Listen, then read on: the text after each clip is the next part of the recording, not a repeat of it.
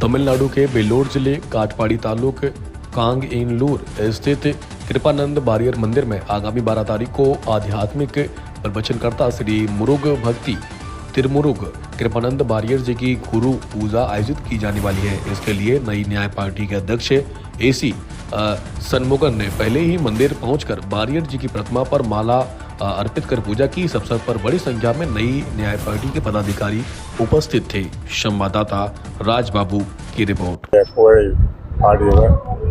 அவர் இறைவனாக மாறி இருக்கிறார்கள், இறைவன் போல அவரை வழிபட்டு கொண்டிருக்கிறார்கள். அப்படிப்பட்ட சுவாமி குரு பூஜையிலே கலந்து கொள்வதற்கு ஒரு மகிழ்ச்சி அடைகிறேன். அப்போது அரசியல் சூழ்நிலை பற்றி ஏதாவது சொல்ல இருக்கிறீங்களா? அரசியல் பயணம் புதிய நீதி கட்சி பொறுத்தவரை தேசிய ஜனநாயக கூட்டணியிலே பாரதிய ஜனதாவுடைய தலைமையிலே பிரதமர் மோடி அவருடைய தலைமையிலே என்றென்றும் இணைந்து செயல்படுவோம். மிகப்பெரிய அரசியல் மாற்றத்தை தமிழ்நாட்டிலே நிச்சயமாக வரும். மீண்டும் திமுக தான் ஆட்சி அமைக்கும். எத்தனை முறை போட்டி வந்தாலும் 2026 திமுக கூட்டணி தான் வெற்றி பெறும். 7வது முறையாக திமுக நிச்சயம் ஆட்சி அமைக்கணும் ஸ்டாலின் பேட்டி கொடுத்திருக்காரு.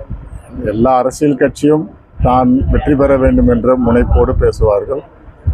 அவருடைய கருத்து, முதல்வருடைய கருத்து, அவருடைய கருத்தை தெரிவித்திருக்கிறார்கள். திராவிட முன்னேற்ற கழகம் சார்பில் அவர் கருத்தை சொல்லியிருக்கிறார்கள். தேசிய ஜனநாயக கூட்டணி வெற்றி பெறும் என்று என்னுடைய கருத்தை நான் சொல்கிறேன். சட்டமன்ற தேர்தலில் வேலூர்லயே புதிய நீதி கட்சி போட்டியிடுறதுக்கு வாய்ப்புகள் இருக்கா? அதிக வாய்ப்பு உண்டு. வேலூரில் புதிய நீதி கட்சி போட்டியிடுவதற்கு அதிக வாய்ப்பு இருக்கு. ஆனால் இந்த தேர்தலில் ஏசி சண்முகம் போட்டியிட மாட்டான்.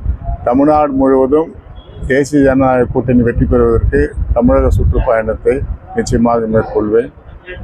நாளைய மறுதினம் நம்ம வருகின்ற 18ஆம் தேதி வஉசி அவர்கள் செக்கெழுத்த செம்மல் மாபெரும் தியாகி அவரது குரு பூஜையை அவர் பிறந்த மண்ணான ஒட்டப்பிடாரத்திலே குரு பூஜையை செய்ய இருக்கின்றோம். அதே போல் அவருக்கு மணிமண்டபம் கட்ட வேண்டும் என்று முடிவெடுத்து என்னுடைய சார்பிலே வஉசி அவர்களுக்கு ஒட்டப்பிடாரத்திலே மணிமண்டபம் கட்ட இருக்கின்றோம். அனைத்துலக முதலியார்கள், அனைத்து வேளாளர்கள் முதலியார்கள் சார்பில் மிகப்பெரிய மணிமண்டபம் அங்கு கட்டப்படும்.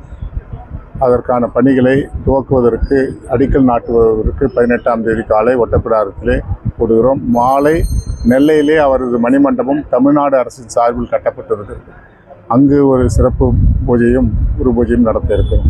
தேசிய ஜனநாயக கூட்டணியை நம்பி தமிழ்நாட்டில் எந்த கட்சியும் வரல, ஒரு 2 கட்சி தான், பிஜேபியும் அதிமுக மட்டும் தான் இருக்குது இப்போ அப்படின்னு சொல்றாங்க. நீங்கள் அதிமுக குறைச்சி மதிப்பிடக்கூடாது. இந்த புரட்சித் தலைவர் எம்ஜிஆருக்கு பிறகு ஒரு முறை அதிமுக ஆட்சி, ஒரு முறை திமுக ஆட்சி, மீண்டும் அதிமுக ஆட்சி, மீண்டும் திமுக ஆட்சி, அப்படி தொடர்ந்து வந்திருக்கிறது.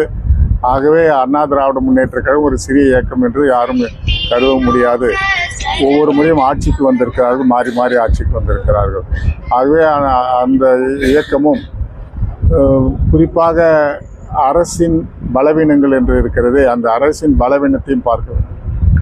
விலைவாசி உயர்வு, வீட்டு வசதி கட்டணம் உயர்வு, குடிநீர் கட்டண உயர்வு, பத்திரப்பதிவு கட்டண உயர்வு, இதுபோன்ற பல கட்டண உயர்வுகள் தமிழ்நாடு அரசால் இருந்து கொண்டிருக்கிறது.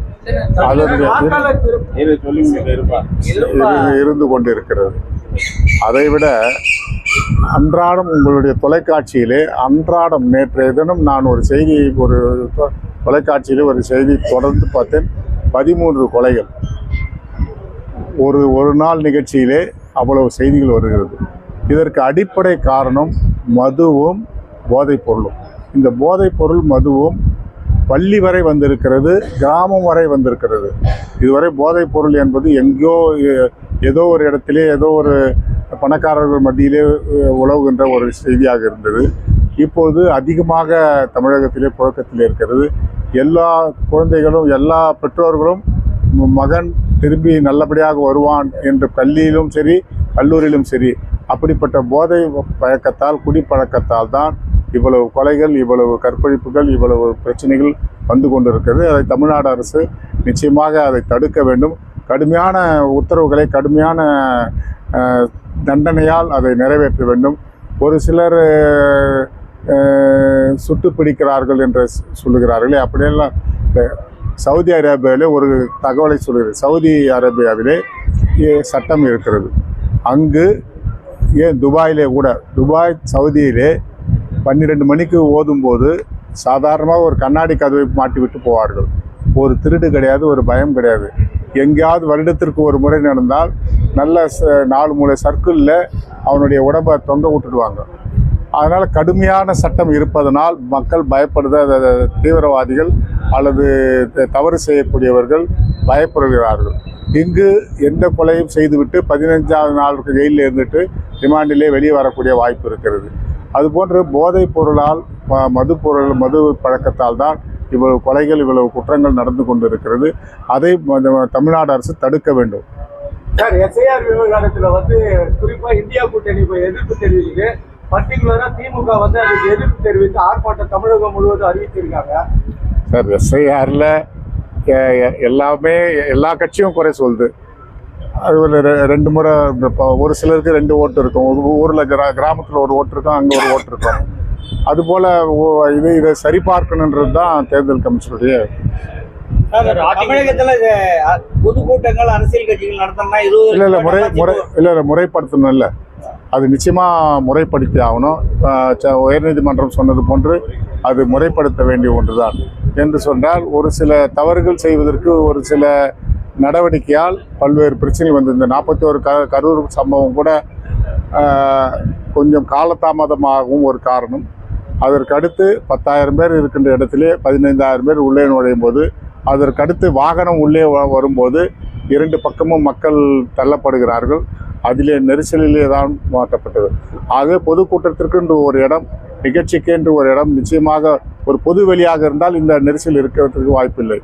ஆகவே இதை முறைப்படுத்துவது தவறில்லை. 20 லட்சம் ரூபாய் டெபாசிட் கட்டினாதான் பொதுக்கூட்டம் நடத்த முடியும்னு கொண்டாடுறாங்களா, அது சாத்தியப்படுமா? அதெல்லாம் இப்போ ஆரம்பத்தில் அப்படி சொல்லுவாங்க. அப்போ அவங்க நடத்தும் போது அது போல அதெல்லாம் குறைஞ்சு விடுது, ஆட்டோமேட்டிக்காக குறைஞ்சிடும்.